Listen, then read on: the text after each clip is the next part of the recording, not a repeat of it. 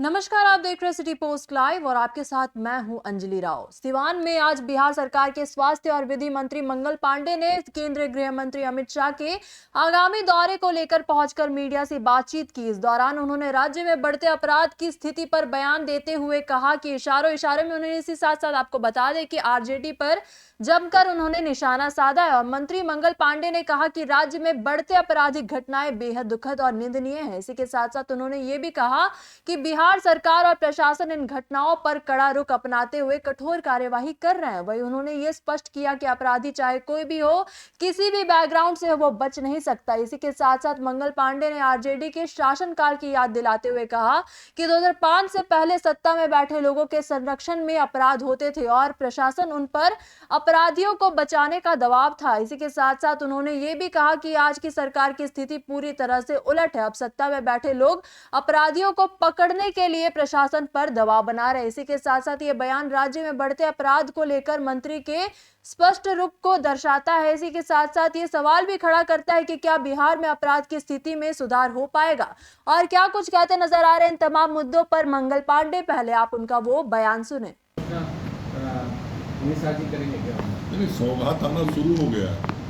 सौगात लोगों को मिलना और सर इसके पीछे का रीजन क्या है? कोई राजनीतिक मुद्दा है इसको लेकर? कुछ नहीं है। आदरणीय प्रधानमंत्री जी हमेशा कहते हैं कि 140 करोड़ जो भारतवासी हैं वो सभी हमारे परिवार के सदस्य हैं और जब परिवार के सदस्य अपना कोई पर्व मना रहे हों, कोई खुशी मना रहे हों, तो उसमें शिरकत करना बहुत लाजमी है। और आदरणीय प्रधानमंत्री जी ने सभी को अपनी ओर से बधाई शुभकामनाएं दी हैं। जो सब हमारे अल्पसंख्यक बंधु हैं, ईद आ रहा है, ईद की शुभकामनाएं हैं सबको। और प्रधानमंत्री जी तो हमेशा कहते हैं सबका साथ, सबका विकास, सबका विश्वास और सबका प्रयास। तो हम सब हमारे नेता सभी को साथ लेकर चलते हैं, ये उसी का एक उदाहरण है। देखते होंगे कि कितने सारे कार्यक्रम होते हैं, सामूहिक रूप से मिलना जुलना भी होता है और उत्सव के अवसर पर सभी संपूर्ण समाज के लोगों के साथ आदरणीय प्रधानमंत्री जी हम सब लोग मिल के सभी पर्व त्योहारों को मनाते हैं। सर एक सवाल है कि तैयारी कर रहा है और सरकार के माध्यम से जनता की भी सेवा कर रहा है। वहीं दूसरी तरफ जो इंडी गठबंधन है वो आपस में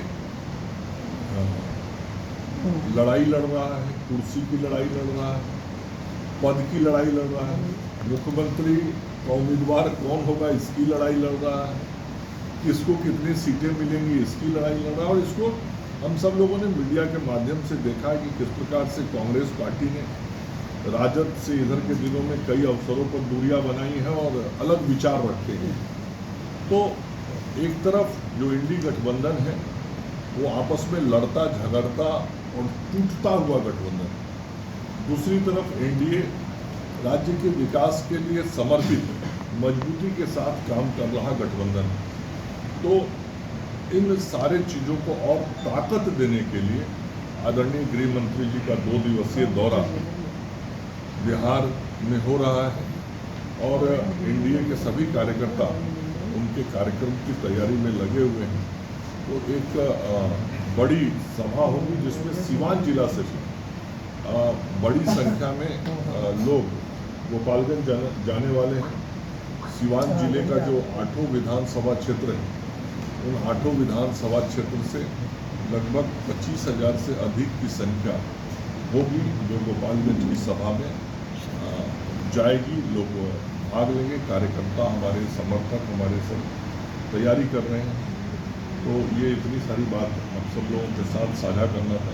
2005 से पहले यहाँ सत्ता संपोषित अपराध होता है, आज अपराधी अपराध करता है और अपराधी अपराध करता है तो उस पर कार्रवाई की जाती है, वो जेल जाता है और पुलिस पूरी कानूनी प्रक्रिया का पालन करता है उसके खिलाफ, न्यायालय में मामले जाते हैं। लेकिन 2005 के पहले सत्ता में बैठे हुए लोगों के संरक्षण में अपराध होता है और शासन और प्रशासन पर उन अपराधियों को बचाने का दबाव सत्ता में बैठे हुए लोगों के द्वारा होता है। आज सत्ता में बैठे हुए लोगों के द्वारा शासन और प्रशासन पर अपराधियों को पकड़ने का दबाव होता है, अपराधियों पर कार्रवाई करने का दबाव होता है। यह है।